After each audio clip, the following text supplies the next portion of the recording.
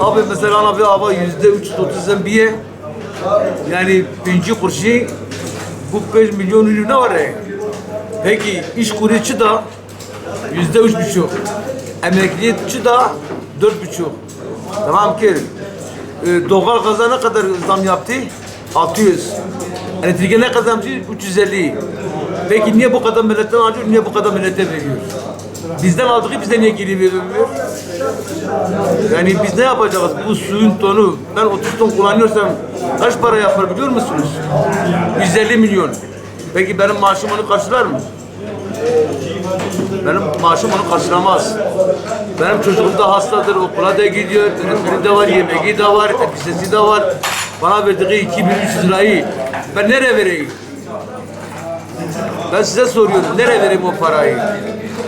Derhal Büyükşehir diski bu zamdan vazgeçsin, geri alsın, vatandaşlığa diyaloğa geçsin, %40-30 olarak zam yaparsa baş göz ama bu zamı geri alsın. Kesinlikle. Biz buna karşıyız. 1,5 olsun. 5,5 nereden çıktı ya? Böyle bir şey var mı? Böyle bir kuş var mı? Bu su yarın Allah'ın suyudur ya. Akan sudur ha yani. Bu ne elektriği var, ne suyu var, ne herhangi bir itkisi vardır. Akan sudur. Karaçdağ'dan ekiyor, gelir buraya bize parayla veriyor.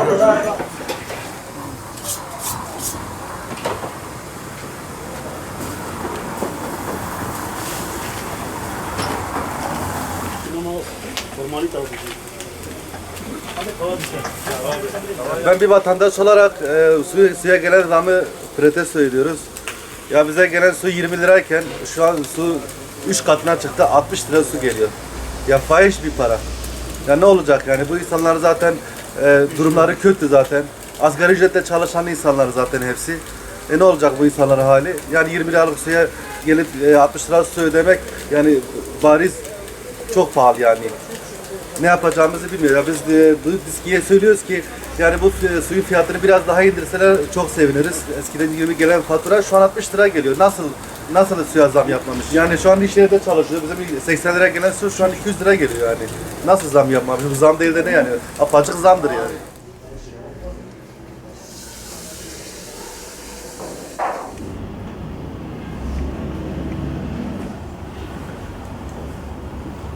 Beritana abi milyonu nivik bu. Ana buyu pencu niv şaş.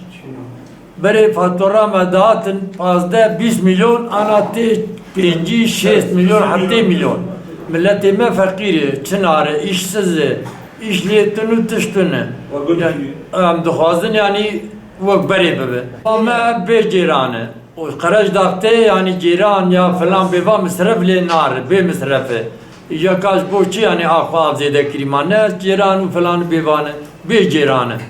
Am duhazı yani am fakir am bikabede. Ama hatta ne mi yakçar malede mi? Me pazda 20 milyon mu da ana 6 hafta milyon 6 hafta avani am dedin. Yani am duhazın kim am fakir am bikabede. خجيران شي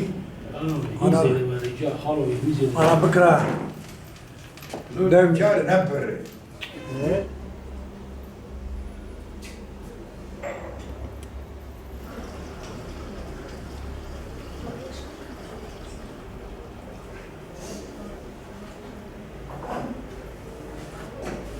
لو وين بلاقي باش خلينا يسام برد عندي يوم كذا يبغى قوة كلمي يبغى قوة كمان كي برد دوب كل عشيا أنت تقولي ما البلد أمقليمة إذا مقليمة كمنا كم أبا بلاش بيت جيران بيت فلان بيت بيبار وأنا إنسان تعذكر يوم